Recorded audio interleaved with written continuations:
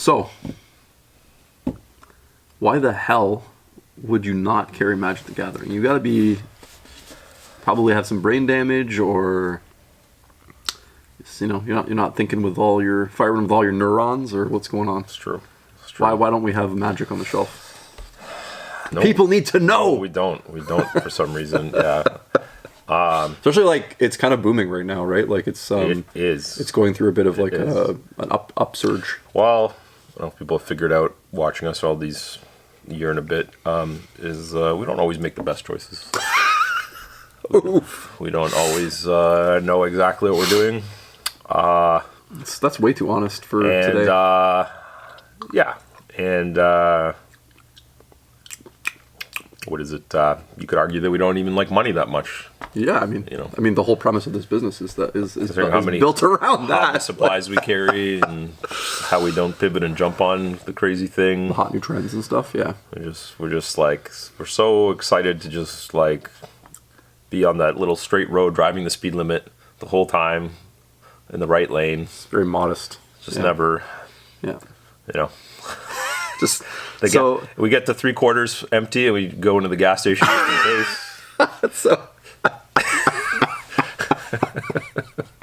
What if you run out of gas? I mean, that's a really bad. We're so content with our little bit of lot in life or whatever.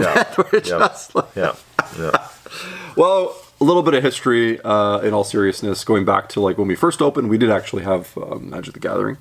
So one of the reasons we don't have it is based on the experience we had when we did have it. So we opened the shop with, a pretty like dipping your toes in amount. I would kind of argue, like, you have a couple of booster boxes on the wall.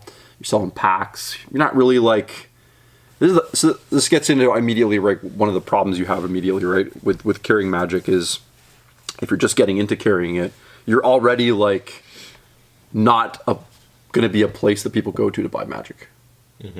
Just by the nature of like what you can offer people, because very few stores can open with like, for example, the competitive pricing that like a big hotshot store in their area might offer, right? Mm-hmm. So, and we live in a big metropolitan area. There's like I think they're saying like 7 million, 8 million people in the GTA now or whatever. Yep. And there's some pretty big shops in that area that do like the volume business. Price. Yeah. And this gets into like, kind of the nuts and bolts of like selling the stuff, but essentially like in terms of a hobby shop or a gaming store, sealed product that means like packs or booster boxes or other ancillary things of Magic or like other card game stuff tends to have like the worst margins in probably all of the industry. Yeah. Like in terms of what you get to make off of it. Yeah, I mean the flip side is it's supposed to be a product that you in theory just put on the shelf and it sells. Like it's a known quantity. Right. There's not a lot of extra training. People aren't coming in. There's not really a ton of upselling and extra training you have to do. People just come in and say, "I'll take a box." Right. Like, right. In theory. But because it has, it's tied to a very important, robust secondary market. That adds a market force that other things don't maybe succumb to as much. I mean, everything does a little bit with the supply and demand and what's hot and what's not, but essentially loot boxes or random packs and sealed products are the most volatile. Yes. Because if cards are deemed, because the cards themselves are just little NFTs, Bitcoins, whatever you want to call them, they're worth whatever people assign them, because of how hard it is to pull or how good it is in the game. Magic is unique in that the game is very closely tied. It's not just the rarity. Like there's lots of cards in the same rarity slot, and one will be $1 and one will be $200. Even though they have the same chances of showing up in boxes, but the $200 one is probably in top decks and just desirable by people. Desirable or whatever. Yeah. And the other, going back to purchasing, the other factor I think that gets into it is like why it's harder to be a small card store is like the bigger guys get to bulk purchase stuff, right? So like they do get better pricing from distributors. Yes. So it feels paradoxical because like they can sell more, but they also get a better price, so they can have a lower price, and it kind of, whereas a small store has to order for a higher price, and we can't sell as much, so we have to also charge more. It's like really almost like self-defeating in a way, right? Like it's very punishing to be a store that just starts to sell cards. Well, like you almost have to like earn your like. Well, there is that, but to answer that, the reason why that is essentially it's a mini pyramid scheme because the distributor is buying this a certain volume so that they can then get rid of it as fast as possible to the next person who can then do it to eventually the customer. They're doing it to, it's because it's like a cement truck emptying. Yes, because like they don't know what's going to happen. So especially the distributor, they want to just make their money back right away, make their little tight. They're probably making the best margin, I assume, maybe of the lot, because they can kind of no one knows whether the set's good or not until it gets into the consumer's hands. Right. So until then, it's probably very stable. Unless they order too much, like that's always a problem. Right. But yeah, we're all just trying to get into the customer's hands until finally we can be like out of our hands, and then the customer's really ultimately the one stuck with the either to the moon stock or into the ground stock. And because of that, and because of that volatility and that like sort of like feeling, like the customer doesn't want to pay like top dollar prices for it because it's this like unknown commodity, and unlike miniatures, people in the card games are very obsessed with the value of things. Like they are very hyper focused on my card collection's worth this. I have this card, it's worth $40. I want to pull value out of the product I'm opening. Whereas people, they spend their $300 on Warhammer kits or whatever. They go home and they build them, and they kind of, it's not that they forget that they spent $300. It's that it's not really something they're constantly focusing on. No, they kind of it's a bit like most things we consume. Whether you have that $300 bill at Costco with your just like food and some clothes or something, or the Warhammer, you've already, that money's already been spent. It's in already out of the budget in the account, like you were going to spend it.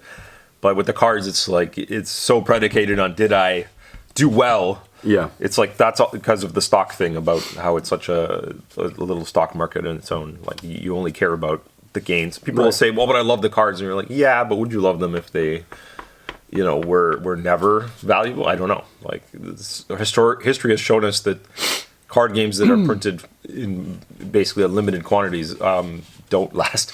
Well, we know that like the living card game model, like where it's just like a board game card game, people don't love those. No. No, I mean some do. They play it a lot. Don't get me wrong. But it doesn't seem to be able to hold people for this many people as other things will. But I think to your point about, we're going to kind of keep circling back to that. The startup cost is so high, super high, and if you want to do it right, you probably have to spend double what you would normally spend on a catch-all hobby store. Because that's a good getting into the nuts and bolts of it. So like just an example, like a case was, I think it used to be $6 or whatever. I think wasn't it back in the day? Let's just go off of that. And just like basic kind of just to get it through to people that haven't like been in this situation before is. You would have to, so if you ordered a case, in order to like make any money, you would have to sell that 6th box. Yes. So you have to sell through the whole case to be in the black or the green or whatever you want to say it is. Yes, the people who buy cases, they want that, like the more boxes they're buying, the better price they need to get. So if you would normally sell a box for whatever, at that time, $130, $40 a box, you're not selling that for $800. Like that's got to be whatever, $600 or whatever. There's like a competitive price. So that to your point. But even money, even if you're selling just the boxes separately, there's such a little margin. Oh yeah, So it's got this weird relationship with it where like you might be moving a lot of product, even as a small shop getting into it. But like when you start to do like the actual math of what you're making, you're like, oh my gosh, I'm not actually even really making any money here, or making very little money, right? So why do stores do it? I guess is it would be the people go, well, it's the singles market is generally why shops get into it, and I hope we'll kind of go through this a little bit more and get into, you'll start to understand why we don't want to deal with this, but And the singles market is fascinating because, like, it's not, for those that don't know the operations side of it, it's not just, store gets boxes, store opens boxes, store sells singles. It's not like that usually at all. It probably was at one point, but more so where you can make the real margin is most stores have, like, a pretty robust trade-in program where they essentially take cards in, offer a pretty nasty exchange rate on, if you wanted like cash, for example, like you're probably getting like 40%, 50% of your money back in terms of value. Or they'll give you like a more generous sort of like trade credit, like 60%, 65% trade in. So you could like trade your cards for other cards or for products or whatever like that. And that's where they're creating their own healthy margin for when they sell it at retail price to somebody else who comes in. Yes, but there's wrenches that go in that too. Yeah, of course. Yeah, something that we'll get into as well is the how you float the money, because this is, so you have your like every quarter there's some set comes out and you get some money. You have to have money aside to buy up boxes, and it's all hedging on like, well, if the set's hot, I want to make sure I have enough so that I could actually make $1 this time. But you don't know if it'll be hot until it's too late, and you have to put your orders in beforehand before all the allocations are taken up by everyone else. Super early, yeah. So you don't get to really wait and see. And if you do your regular order, which might be conservative, and it goes to the moon, you're just like left a ton. It's like so. You're never in a position to win big, but you're always in a position to lose. Yeah. Like it does honestly feel like that, right? So and I will like do a small footnote that over the long term, it has always almost in every case panned out that like these are good investments for stores, and stores that have the capital to bear the brunt of these like bad sets or bad times, store them away and just hold on to them, tend to do very well, like crazy well, like hundreds of percents of margin over time, right? Yeah. But you might have to literally wait 10 years or whatever, 5 years. The question is like, how many shops have a reserve like that of money? So you have that, and then you add the collection buying, so you have to also be ready, because those are completely unscheduled. Yes. Guy just rolls in. Yeah. And so let's say you just fired off your $10,000 to $20,000 on the next Magic set with your distributor like yesterday. A guy rolls in, he's got this banging binder, and you're like, yeah, I can flip all this tomorrow, but I need to fork over another $5-6 grand or something today. Yep. Otherwise, you guys are gonna go to the next store. Yep. And yeah, some of the cards might sell really quick, but that's not the whole binder. Well, there's some of them where it'll take some time, and you will have cards. There are legitimately good cards that will sit in the cabinet, because not every guy who walks in is like, oh, I'm going to buy that whatever $300 really awesome card you have. They might look at it and be like, oh, not today. They still don't move at the speed that you think they do. So those two things make the cash flow thing super difficult. And to add one more thing, of the different things that we sell, while it is from a sales mechanics point of view not a difficult item to sell, it's just kind of people come and buy it, but it is very labor intense. So that's a good place to move the conversation into. So we've kind of covered, like, it's not the best like margin. It's kind of difficult to like make a good amount of money unless you're getting into the singles. Let's talk about like, okay, so that's where you can make the bulk of your money. Why would a store not want to do that then? It sounds really lucrative. Right? Yeah, so this is an issue we admittedly ran into a little bit, because our business is primarily the two of us. We're the two owners down the middle, and we work all the hours, do all the shifts, do all the work around here. We have, and in the last few years we have a part-timer that helps out with this and that, but to do the cards correctly and do well, you basically need full-time. You need to be open more hours so people can come. Throughout you need like scheduled gaming and all that, and you need more staff, and you also need people to like just deal with the sorting, like all of that work, going through taking those collections and sorting all these cards that come in and putting them in a way that people can find them. And then we've joked about this, it's very true, that a card transaction can literally be 20 minutes of some people combing through some binders and nitpicking this and that, and then might turn into $20 if you're lucky, like because they're buying some commons and bulk. You can make a couple $100, or you can make $4. $4 because they can just put them all back, or like.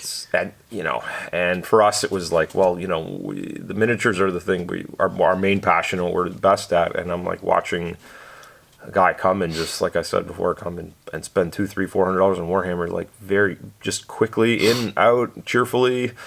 I answer their hobby questions, and the magic thing is just killing you. You're standing there, and you can't leave the till because like otherwise theft is a thing. Like, and it's about how you want to deploy your resources. Yeah. Like we ultimately, getting into this now, like we ultimately decided we want to be the kind of store that has the freedom to have like a good conversation with people that come in, so they feel like they got something out of coming into our shop beyond just the transaction, right? Yeah. So, and we realized that if we were selling singles and selling Magic the way that we were doing it, we couldn't actually provide that service to the quality that we kind of were wanting to do, right? So ultimately it did become like you could call it almost like a specialization choice, where it's like we're diminishing the thing that we want to be just so that we can have this other thing. And I think obviously you're kind of like one of the benefits of having like cards in your shop is the diversity of things. Like, so you might go through these trends and times in economic uncertainty, or just like what's hot and what's not, where cards are really booming, sort of like right now, and miniatures are not, but even they are though still booming right now. They're booming. Yeah. And so like having that like kind of like flexibility to sell different things to different people, you also like get different folks in your shop that don't normally come in, and there's a bit of like overlap there, right? So you get some people that are just Magic people, and maybe just by being in contact with Warhammer enough, all of a sudden they're like, I'll try Warhammer, or there's lots of Warhammer players that play Magic. Absolutely, yeah. And another small thing to touch on is, that you've kind of also just mentioned, is that this is a bit of a different era. I think so. Two things. One thing stayed the same. If you're going to do cards, you need a lot of money. you basically have to start rich and open with like tons of secondary inventory, tons of sealed product, gaming space that can house like 40 plus people every day. You need staff on it. You need to start right away, probably advertise and just start off with a bang, all of that. But 10 years ago, or 8 years, or however long it's been since we cut Magic out of our lineup, it was a different climate. It was like we were in an era where the standard, the Magic standard was okay. It was going through like a pretty big dip. They started doing a lot of like sequels. That's the meme of the Return to Ravnica, and all this. Some of that was happening. There was like, you could argue there's Wizards and WotC was in a bit of a lull there, like in terms of what they were producing. Commander had not yet blown up the way it has and become, which probably frankly saved that company once they leaned into it fully. They were just starting some of their like crazy Masters products, and I don't think the market was quite ready for some of that too, with the pricing of that. And then also the technology to like run the shop has changed dramatically. Like you have some like incredible like things like Binder POS and stuff that can like makes the cataloging and sorting, well not sorting, but like entering all that data and pricing much, like you used to sit there and have to like look up everything. And now stores can basically set up like a computer. The person can go up to the computer themselves and just like load up a cart with all the trade-ins, and it'll just like tally it up or whatever they need to, or the ones they want to buy, and then you just bring a chit to you and you can go pick it. Basically, like it's a little different now. So I would say from that perspective, it would be a little easier. But still, I'll actually, I'm glad you brought that up because I want to talk a bit about that. One thing that I would say is somewhat of a deterrent. Again, I think if you're trying to keep the soul of your store towards miniatures like that, and that's obviously what Jay and I are passionate about, so we've always kind of wanted that to be the thing, right? And one thing I've noticed just throughout my own life of like shopping at hobby shops and just like what other business owners have gone through is TCGs tend to take over. Like they tend to, like you said before, they demand such a labor effort from you. They become this like engulfing thing that you focus on because you have to, because it's such a logistical challenge. Like even, for example, like go to any hobby store that you frequent's website if they carry cards. Like even the structure of their web store kind of revolves around cards, and that's just because of like things like the software they have to use to even logistically manage and like and sell the cards online and sort everything. They have to like use the specific software that everybody's using. Yes. So it starts to like change you because of what you have to do. You have to fit into certain things to even do it. The fact that you need a big play space, because like if you are wanting like big allocations and you want certain aspects of like the play program for rewards and stuff, that's right. You also have to have premium play spaces, X amount of spots, have this many people play every month. I forgot about so there's that. these All really the demanding metrics that you have to keep up just to have it starts to shape how your business is, whether you want it to or not, if you're wanting to do it in any sort of meaningful way. Right? WotC's basically like, no, we want you to be only a Magic store. You don't you don't have a choice. Actually, any card game, they all do this. Like, you like it's actually, I forgot completely about this part. I remember this in the early days. It was really difficult because they were like, oh, do you want to be in the Play Network? Okay, well, you gotta like onboard this many brand new players every month, and they wanted this and that. And you're like, you might have like one event and a pre-release, you got like 30 people, great, cool. And then you get a couple that are like a little lackluster, you only get like 12 or 10 people. They're like, on the fourth one, they're like, we're going to reduce your allocation because you're not really growing. And you're like, how am I supposed to grow if you don't offer it? And they're like, sorry, or whatever. The next one's smaller, so I guess your business is smaller. It's just over. It's just over. You don't get another shot. Like, it's insane. So you do a lot of things have to break now. So I think we've put to bed a few reasons why we moved off of it. Now that being said, because people are going to go to our website and be like, you guys are lying. We have returned in a small capacity to cards in the last 3 or 4 years. So we have Pokemon, Flesh and Blood. We're going to start bringing a little bit of Magic back, but it's going to be entirely as just sealed product. These I think in a limited capacity, there's a bit of a free money thing there. If you can just like put it on your website, get a little bit of stock. In the case of Flesh and Blood, we do actually run some little events for it.